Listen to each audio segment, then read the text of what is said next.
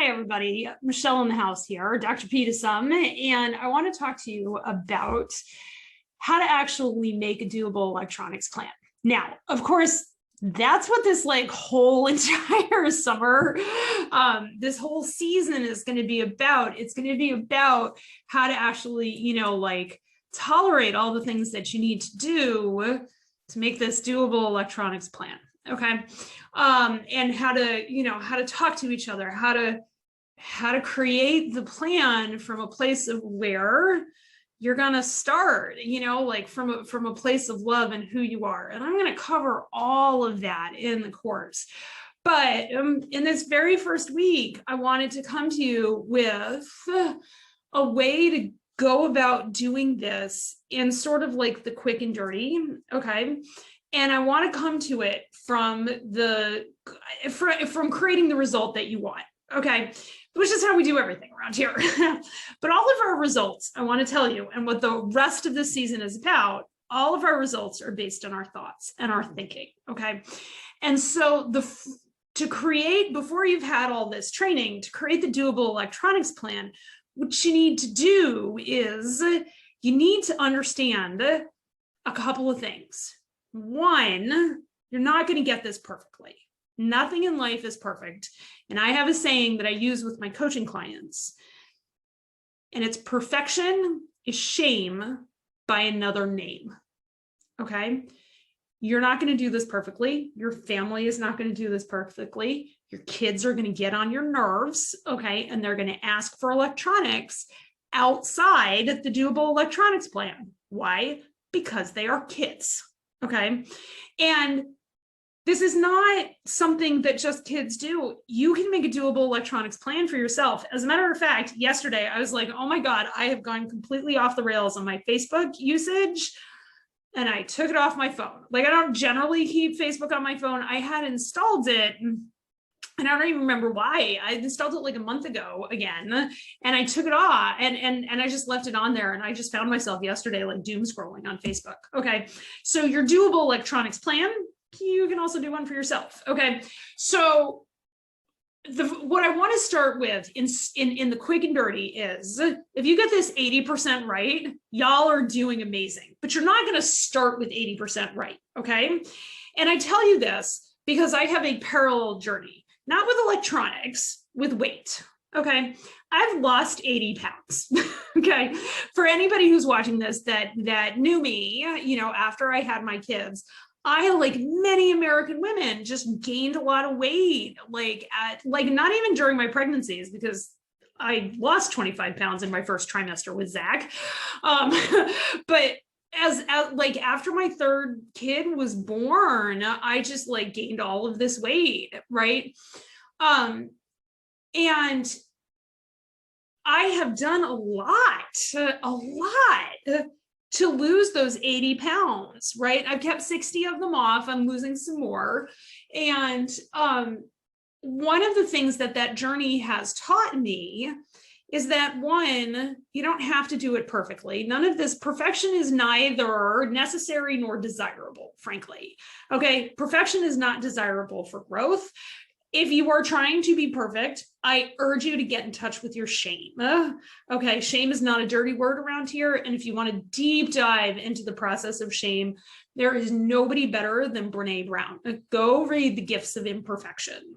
Okay, it is a world-changing, life-changing book. All right, so I urge you to decide that you're not going to do this perfectly, and it's okay. All right. I urge you to remember you can be wrong about how you go about doing it. Okay. And nothing bad will happen. Sometimes it feels like something bad is happening. Our kids can have pretty epic storm up the stairs tantrums. Okay. Oh, and worse than that. And over the course of this season, you're going to meet Ben, and he's going to talk to you about his escalations, because we want to share that our family, it's not perfect. It's not perfect. We have a therapist, and we're damn happy about it, right? We are doing doable therapy planning, right? All of this stuff is applicable to any area of your life. Okay. So I want you to allow yourself to be wrong. You don't have to family perfectly. You don't have to do electronics perfectly. Okay. You're going to start, okay, by starting, and it's going to be 20% really, really awesome. All right. And it's not going to feel like you've made any progress because you're probably doing 20% pretty well right now. Now you're just going to do it in the container we're giving you. Okay. But as you keep going through it, that 20% will go up and up and up and up. And you're just going to work on getting better every day. If you haven't read Atomic Habits, read Atomic Habits. Like we read it Saturday morning, 9 o'clock at my house with popcorn. Okay. We read as a family. And that's one of the things that we do. And so we have, so what we're going to cover in this video, all right, is kind of like the platonic ideal. It's a place to start. But I want to tell you, when we started this, we started with what the kids were already doing. All right. If you are on a journey for losing weight, you've got to start with what you're already eating. All y'all have probably been on a very restrictive diet and they don't work. They really, really don't work. And definitely not in the long run. They work in the short, of course they work in the short term, but they don't work in the long term. Okay. And what I want to point out to you is that restriction can be an action, or restriction can be a feeling.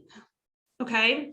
And at the beginning, creating a container for electronics at all where you have this sort of conversation is going to feel like restriction to your kids, and they're going to resist it, and that is normal. Okay. Where we're going to go over the course of the season is restriction is an action. Okay. And what does that look like? Because we practice restriction all the time. Restriction's not a bad thing. Okay. I guarantee you have a rule in your house of no peeing on the furniture. That's a restriction. It's a restriction everybody agrees with. And it's restriction as an action, not restriction as a feeling. Okay. But at the beginning, it's going to feel bad. And we have a training on allowing it to just feel different. Okay. So that's coming in like week 4. All right. But I want to give you a preview of just allow it to feel different. So how are you going to do this week? Okay. So the first thing that you're going to decide is we're a team. Okay. We talk a lot about team, fan, and steel around here. The kids have their own name for a team that literally kind of means team in Old English because they're nerds. And my maiden name is Welsh. Okay.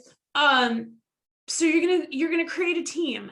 All right. If you have a spouse at home, a partner at home, or whatever, I highly recommend you guys get on the same team. It's not necessary. The person who you really need a team with is the kid we're doing doable electronics planning with. Okay. So we're going to be covering a lot. We do a 6-step process around here. We got a lot of teamwork stuff coming up for you, but that's where you got to start. You got to just start on, because the two of y'all, whoever is the parent who is coaching and the kid who is getting coached. Okay. Teamwork. All right. So do this as a team. Okay. Then the next thing to do is come to an understanding about everybody's doing the best that they can. Okay. And everybody belongs here. Okay. Everybody belongs in your family. Everybody belongs in our family. Okay. Decide everybody gets what they came for. Okay. And that the kids get what they came for, and what they think that they come for is the electronics. Okay. But as you go through this process, you're going to find out that's not, electronics is a means to an end. Okay. And you're going to find out what that is. All right. But that's where you're going to start. The next thing that you're going to start with is a survey of what the hell are they consuming right now, or what are you consuming right now? Okay. We did this and I said, okay, kids, just tell me, how much YouTube are you watching during school? Okay. By the time you see this, school's probably going to be out. All right. So just how much on a given day, how much electronics are they consuming? My recommendation is that you decide that their kind of average electronics consumption for the first couple of days that you're going to do this, if not the first week, is your doable electronics plan. Okay. And then you talk about what are the what are the limiting factors? Okay. Do we do electronics in bed? We read our Kindles in bed around here, but other than that, you have to be like knocking on death's door to do electronics in bed around here. Okay. Do we do electronics while eating? Do we do electronics while we're having family dinner, which is like probably supposedly eating, right? What are the rules that you have in place? Now, I want you to be really careful. Do you actually enforce those rules? Because unless you have boundaries around those rules, don't start this week with those rules, okay? Because it's never going to work. It's never going to work, right? And so do a survey and say, okay, my kids watch 6 to 8 hours of electronics in any given 14-hour period that they're awake, all right? It's incredibly important to just be honest about that, okay? Because the number of hours that your kids are consuming electronics is completely neutral. It doesn't mean anything until you make it mean anything, all right? And I say this as a Gen X kid who watched a lot of TV, okay? We can have all the conversations that we want about how it's different, and I'm all in on those conversations, but I will still tell you that the effect that television consumption had on me was because of how I thought of what I saw, not because of the actual images on the TV, okay? This is subtle and probably something new to everybody, and that's totally fine, but I want to throw that out there, okay? That the number of hours anybody consumes in a given day is totally neutral. So start this week by just understanding how many hours people are consuming. Have your kids track it. Okay, when I asked them this first question on the first day that we did this, I said, okay, just be super honest. You're not going to get in trouble. How many hours are you on YouTube, or how many minutes in a given 50-minute period or 55 minutes, whatever they have in school, are you on YouTube? And both of my boys said probably 20 minutes of that 55-minute period given. And and so I'm like trying to school my face into neutrality and being like, oh my God, but that's just because I'm making it mean something, right? So if you think about it, in a 50-minute period, probably 5 minutes is the beginning of the class and the end of the class, and not actual learning stuff. And they're on for 20 minutes, which leaves 25 minutes for actual learning. Okay, if that's the case, we just write it down. We said, and if they don't know, if your kids don't know how much electronics they consume, okay, then just throw a dart at a wall and just see, okay, given all the activities that you do and the electronics that they would like to consume, how much would that be? And here's why this is powerful, is because when we did this, we determined the kids in any given class period, after we surveyed it for a couple of days, watch about 10 minutes of YouTube that has nothing to do with whatever it is that they're doing in the class. Okay, so over the course of 8 class periods, that was 80 minutes, and then they spend lunchtime, they spend like 40 minutes at lunchtime on their computer. So we're looking at like 2 hours when they're in the school day of YouTube watching people play video games or whatever it is that my kids do on YouTube. Okay. And then when they come home, all right, they get an hour of electronics. All right. If they go to the library, they get electronics at the library. I'm not about to police that nonsense. But here's what being honest about what your kids are actually consuming does for you. If they are not hiding and shaming themselves over their electronics consumption, it opens up the window to have the conversation about how they feel when they're consuming the electronics. All right. And that's magic. And that's the next part of the doable electronics plan. You talk about how people feel when they consume electronics. It's going to be weird at first if you're not used to talking about your feelings. It's okay if you're not used to talking about your feelings, but that's where I want you to start. Okay. And I want you to then take the data that you have. Okay. And you're going to have data about minutes consumed and probably type of electronics consumed. You're going to have data about how the kids behave. Okay. And then you're going to have data about how the kids feel. And you're going to start tying that stuff together. Okay. And you're going to have data about what did your family actually accomplish, right? So you have things that your family is trying to accomplish, whether it's practices or, soccer practice or flute practice or going on vacation together, whatever it is that you're trying to accomplish. And we'll get into that stuff, right? But you're going to know whether or not you're accomplishing what you want to accomplish as a family. Okay. But that's where you're going to start this week. How much are your kids actually consuming, and allow them to consume it. I also want you to plan every day. Okay. I want you to plan every day, and I want you to assess every day. And planning every day looks like, hey kids, let's do our doable electronics plan. Okay. This is after you have the conversation about, hey, we're going to watch all of this together on YouTube and learn how to do this so that we can treat each other better in our family. We can have more connection as a family, whatever it is that you decide, right?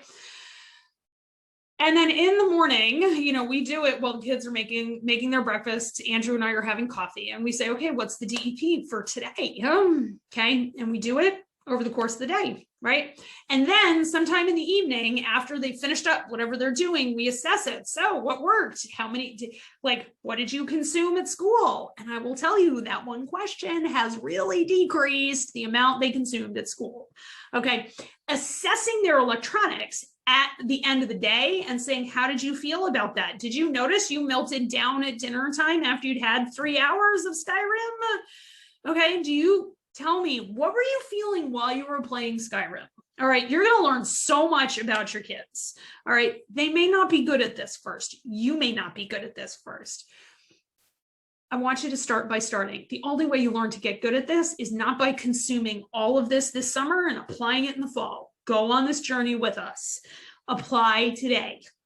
Just apply it today and do the best you can, and decide you're not going to do a screw it, let's watch movies all weekend unless you plan for it. Okay, so that's the other thing. If your kids, and you can do this, want to play Xbox, have them pick the game they're going to play. Okay. If they want to, go onto YouTube, have them decide what channel they're going to do. Okay. Restrict it and get them used to the idea of restriction. And then when they go off of that and say, hey, I played Skyrim and Assassin's Creed, and you say, oh, well, that's super interesting because your DEP said you were only going to play Skyrim. So what were you thinking when you kicked off to Assassin's Creed? What wasn't working for you? Okay. I want you to do what we call putting on your hero cape. Okay. You're going to be introduced to the BBEG, the big bad evil guy, and the hero. Okay. When we're in shame and we're saying, but you said that you were going to play Skyrim. Okay. We are being the BBEG. Okay. And that's going to happen. All right. My guess is, though, you want that to happen less. So what I want you to do is, in the moment where your kid didn't do what they said they were going to do, you didn't do what you said you were going to do, I want you to put on your hero cape. Okay. And I want you to decide that you can just ask questions. Because what do our heroes in our stories do? They solve problems, right? They do new things. They try new things. They turn the corner, right? What does the BBEG do? The BBEG is trying to never change it all, okay? And tell people how they should act. One of the journeys you all get to make is to move away from being the BBEG to each other and towards being the hero. Okay. So I just want you to think about that this week as you are doing your assessments on your 24-hour plan, okay, on your DEP. So you are going to plan. My recommendation is in the morning when everybody is the most brainful. and has the most energy. But whenever anybody has the most emotional energy, right, you're going to do a plan for the next 24 hours. When that 24 hours is up, or before you go to sleep, or however you do that, I want you to assess the past 24 hours and ask what went right, what went wrong, and what are we going to do differently tomorrow. Okay, we're going to dive more into that as the course goes along, but that's kind of it. But then from the do differently, you got to decide to like do differently tomorrow. Okay. And you're just going to get better and better and better at it. I don't want you to try for perfect at all this week. Okay. We are not perfect around here, I promise. But I have to tell you, 80% is pretty damn good.